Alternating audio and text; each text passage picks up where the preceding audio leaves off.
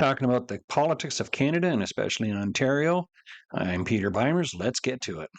Now, the first thing that needs to be said is that tomorrow is Remembrance Day, and I want to thank all the veterans of Canada for keeping and making our country safe and free and glorious, and we hope to keep it free and glorious as well. So thank you to all the veterans who have served. My brother served in the military, be it the American military, but thank you for your service in what you do.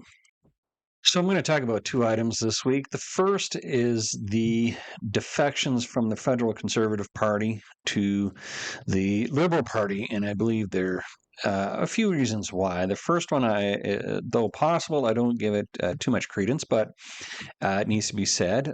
Possibly these two were paid for or bribed by the federal Liberals to help pass the federal budget.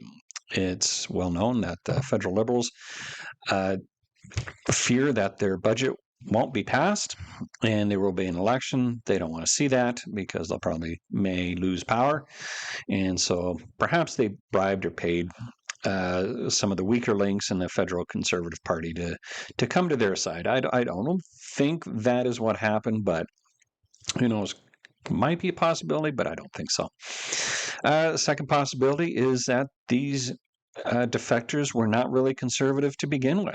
They were actually liberals, which leads to the most plausible explanation for why they left a federal Conservative Party, and that is probably due to a poor vetting process of their own candidates.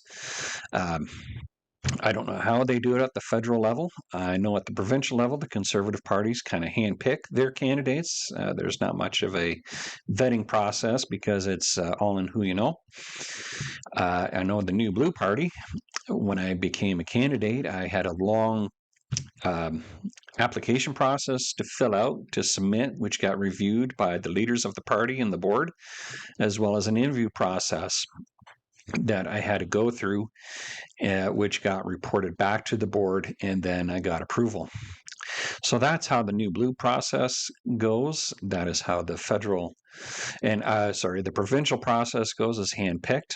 The Ontario Party, they just ask, would you just let your name stand, become a paper candidate? Some of them say, yeah, I'll be a candidate and actually do the work because they believe in the cause, not necessarily in the party itself or the history of the party. But I don't blame the people that ran. I blame the candidates. I blame the party as a whole, be it as it may. But anyways, I believe the defections are probably due to a poor vetting process by the federal Conservative Party. Second item is a little more disturbing. You may have seen in BC, over 300 healthy ostriches were killed by a sniper. Ordered by the courts, bureaucrats took the owner to court to get these birds killed because previously two in the herd were sick and were ordered to be put down, and the owner did the right thing and of course did that. Apparently word got out and the bureaucrats wanted all 330 birds killed. During the court process, it was determined and tested all these birds were healthy. This whole court proceedings was kind of a useless waste of time and a waste of money. However, the court decided, yeah, these birds should be killed for some reason or another. All these birds tested healthy. And even at one point, before the verdict was made, the bureaucrats admitted this is no longer about the birds. Clearly, it was about control. It was about power. It was obedience to the state. In other words, absolute tyranny, complete and uncalled for. And I got to ask, is this something the elbows up crowd approves of? Do they approve of this tyranny? I got to lean, now possibly they do. Perhaps they didn't like this particular brand of tyranny, but they had no problem of the tyranny that was produced by the Liberal Party during COVID times down, did they? And a bonus third. Also going on in BC, and we should all be paying attention to this, of these property rights that are being taken away from homeowners. You got these land acknowledgements And somebody in the courts decided to give it teeth and take away property rights and the properties away from homeowners.